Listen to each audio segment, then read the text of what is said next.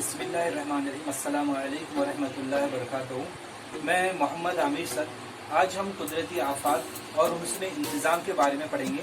कुदरती आफात यानी कि सैलाब आ जाना, आग लग जाना, इसी के साथ जो मुख्तलिफ आफतें और मुसीबतें आती हैं जो कुदरत की तरफ से आती हैं, और उससे बचने की तदाबीर के बारे में हम मालूमात हासिल करेंगे कि किस तरीके से जलजले से हम बच सकते हैं, सैलाब से बच सकते हैं, बिजली कड़कती है तो तब कौन से एहतियाती तदाबीर हमें हासिल करना है। इन तमाम चीज़ों की मालूमात इस सबक के अंदर हम हासिल करेंगे।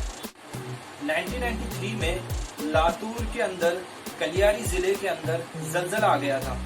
अब जलजला ये कुदरती आफत थी जिसकी वजह से हजारों लोग इस मलबे के अंदर, जो जलजले के वजह से कई सारे मकानात और बिल्डिंगें जो बर्बाद हुई थी, उससे कई सारे हजार लोग इसमें मर गए थे, इंतकाल हो गया था इन लोग। और जो हम मुंबई के अंदर रहते हैं, 2005 के अंदर जो यहाँ पे सैलाब की जैसी बारिश हुई थी, यहाँ पर बहुत ज्यादा बारिश हुई थी और इस बारिश की वजह से पूरी मुंबई में सैलाबी कैफियत हुई थी और यहाँ पे भी सैकड़ों और हजारों लोगों की जान गई थी। तो ये भी एक कुदरती आफत। अभी हम आफत की तारीफ पढ़ेंगे।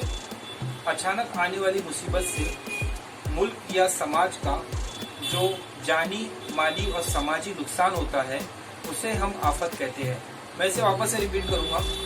अचानक आने वाली मुसीबत से मुल्क या समाज का जानी, माली या समाजी नुकसान होता है, इसे हम आफत कहते हैं।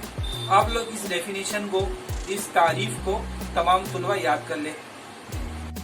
इसी तरीके से 2014 में पूना के अंदर अम्बे गांव के अंदर एक वाकया पेश आया।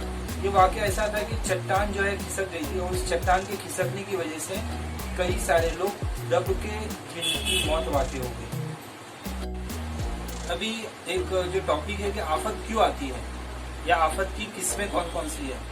तो सबसे पहली अभी जो मौसम चल रहा है, बारिश का मौसम अभी तो खत्म होने आया है, तो सबसे पहली वजह होती है शदीद बारिश, जिसकी वजह से सैलाब की जैसी कैफियत वाक़ई होती है। फिर दूसरी वजह होती है जहाँ पर बिजली गिरती है, ये भी एक आफत होती है। जलजले का आना, ये भी एक आफत होती है। आग लग जाना, कहीं पर जंगलात में आग लग जाती है, तो ये भी एक आफत की किस्मों के अंदर हम इसे देख सकते हैं।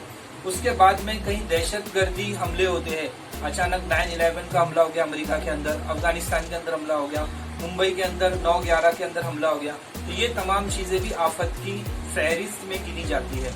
आतिश फिशा का फटना, ये भी आफत की फहरिस्त में गिना जाता है। अब जो टोक्यो के अंदर, जापान के अंदर ऐसे बहुत सारे पहाड़ है जहाँ पर लाइव यानी कि जिंदा आतिश फिशा होते हैं। आतिश फिशा का मतलब जहाँ से लावा निकलता है गरम गरम, तो वहाँ पर तो जानी माली नुकसान बहुत ज्यादा होता है। तो ये भी एक आफत की किस्में होती है। तो तमाम तलबा एक काम ये जरूर कीजिए कि इसे अपने जो नोटबुक है स्कूल की, उसमें आप जरूर